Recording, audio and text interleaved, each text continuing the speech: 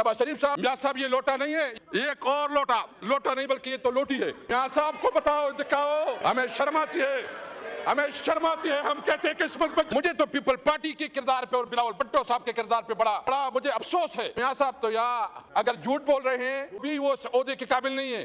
पहली दफा पाकिस्तान की तारीख में जो कानून साजी हुई है, जो अमेंडमेंट लाए गए हैं, ये इंतहाई इमोरल, अनएथिकल और इलीगल तरीफ से ये कानून साजी हुई है, ये अमेंडमेंट्स हुए हैं। मुझे समझ नहीं कि इतनी बड़े पैमाने पर घरों की चादर चादीवारी का तकद्दुस पामाल किया गया, ख्वातीन तक को बेइज्जत किया गया, बच्चों को उठाया गया, और सिर्फ ये नहीं, उससे हर तरीके से, हर जुल्म से ये कोशिश की गई कि वोट लिया जाए।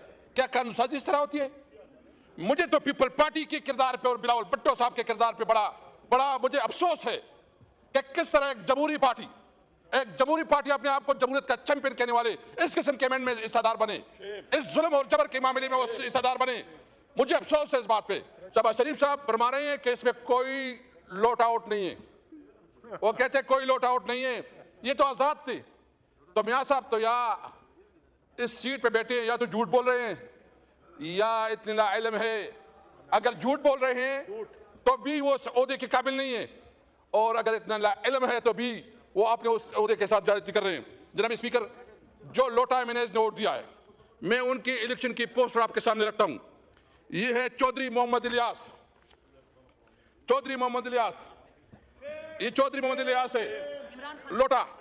इमरान खान की फोटो को देखे और उसकी जो निशान है उसको देखे, चारपाई उसका निशान है, पीटीआई के टिकट पे इलेक्शन लड़ा है ये। और अभी भी उसकी वेबसाइट देखे, फेसबुक देखे तो पीटीआई के लोग हैं उसके पर।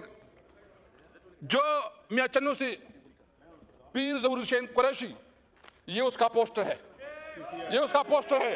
ये लोटा। मियां साहब ये लोटा नहीं है, ये किसने आपको दिया है? एक और लोटा नहीं बल्कि ये तो लोटी है, ये लोटी है। ये देखे, ये औरंगजेब कच्ची है कि किच्ची है? ये औरंगजेब कचरा है, ये किसके? इसका निशान है हुक्का और पीटीआई के टिकट पे ये है। अच्छा, ये है मेरा ख्याल में इसकी तो अगर वजन करे तो 2 मन का वजन होगा। चौधरी उस्मान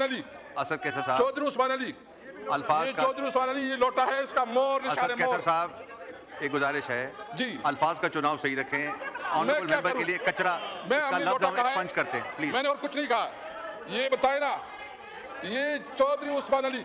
मियां साहब को बताओ, दिखाओ कि ये लोग हैं जो तुम्हें वोट दे गए हैं। ये ऑर्डर इन द हाउस। और ये मुबारक ज़ेब है, मुबारक ज़ेब। ये कहते हैं ये पीटीआई का टिकट है, पीटीआई का टिकट। ये देखे। अभी बताएं स्पीकर साहब, मियां शहबाज शरीफ साहब से पूछो कि तुम्हें जो 5 वोट मिले हैं वो आपने खरीदी हैं, आपने एयरपोर्ट पर दिए हैं,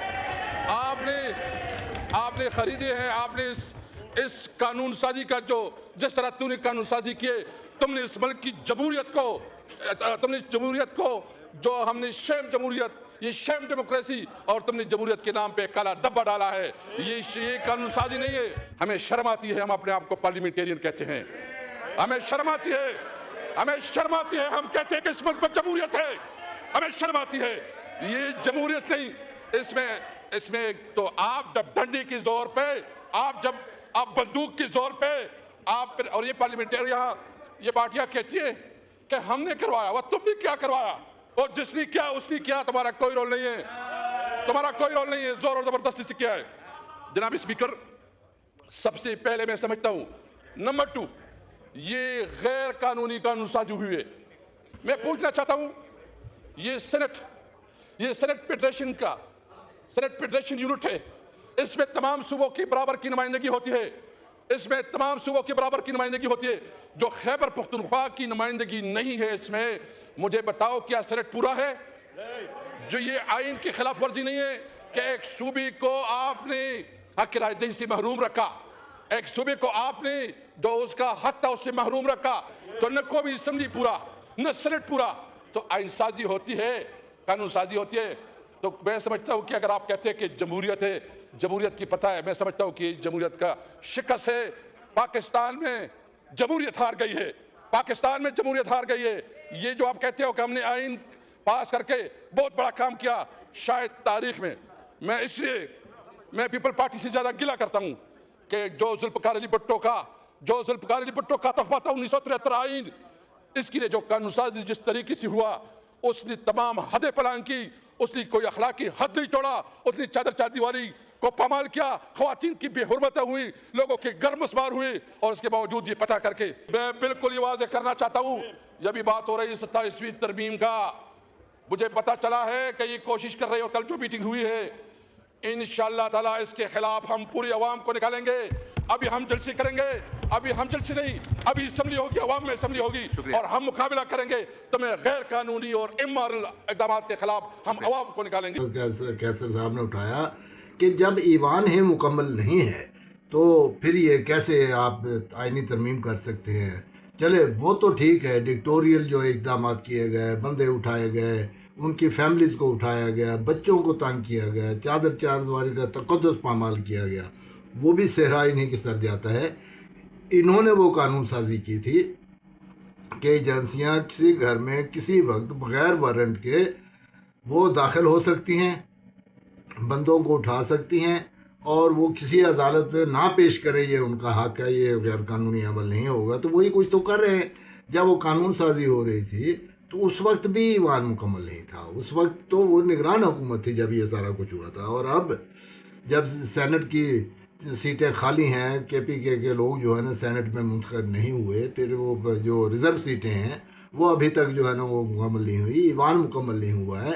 اور پھر یہ ہے کہ جو بندے اٹھائے گئے اس کے لیے پہلے قانون سازی کی گئی کہ اگر کوئی بندہ اپنی پارٹی سے منحرف ہوتا ہے تو وہ جو ہے اس کا وہ جرم نہیں ہوگا، وہ ووٹ کاؤنٹ ہوگا. لیکن پھر یہ کہ اربوں کی 1 ارب روپے تک کی جو آفر کی گئی ان لوگوں کو خریدا گیا. ایک طرف تشدد ہے، ریاستی جبر ہے، اور دوسری طرف سے بہت بڑا لالچ ہے. یہ ہے کہ ان کی کہانی جو بتا رہے تھے اسد کیسر، اور بالکل صحیح بتا رہے تھے. لیکن اب یہ کہانی کچھ یوں بنتی ہے، عام آدمی پاکستانی اس کو اس طرح سمجھتا ہے کہ بالکل اسی طریقہ سے ہے کہ جس برانچ میں بیٹھے ہیں وہی برانچ ہی کاٹ رہے ہیں. جس آئین کا تقدس کی انہوں نے یہ قسم اٹھائی ہے، جس آئین کے مطابق انہوں نے کام کرنا ہے، اسی آئین کی اگر شکل بگاڑ رہے ہیں تو آج وقت کسی کا نہیں ہے. آج اگر پی ٹی آئی زیر عتاب ہے تو کل کوئی اور بھی آ سکتا ہے. یہ جب وقت تبدیل ہوگا تو یہ سارے جو اقدامات جن کو یہ آئینی شکل دے رہے ہیں اور اس کو قانون کا حصہ بنا رہے ہیں، کیا یہ نہیں کہا جائے گا کہ جب یہی عدالتیں جس میں یہ اب 23 جج کرنے کے لیے جا رہے ہیں سپریم کورٹ کے، اور وہ علیحدہ کانسٹیٹیوشنل کورٹ بنا رہے ہیں، تو یہ کانسٹیٹیوشنل میٹر تو سارے سارے انہوں نے اپنے دور میں خراب کیے ہیں، اور یہ سارے قابل گرفت ہوں گے. یہ تو پہلے تو تھا کہ وہ چور ٹپر ہی پکڑے گئے تھے، لیکن اب تو سارے ممبران جو اس میں شامل ہوں گے جو فلور کراسنگ کر کے ہیں ان پہ بھی جرم عائد ہوگا. اور پھر اس وقت کی جو گورنمنٹ ہوگی وہ چاہے کسی اور کی ہو یا پی ٹی آئی کی ہو، وہ پھر جو ان سے بدلے لے گی تو پھر ان کو یاد آئے گا کہ انہوں نے کیا. ان کا خیال ہے یہ بھاگ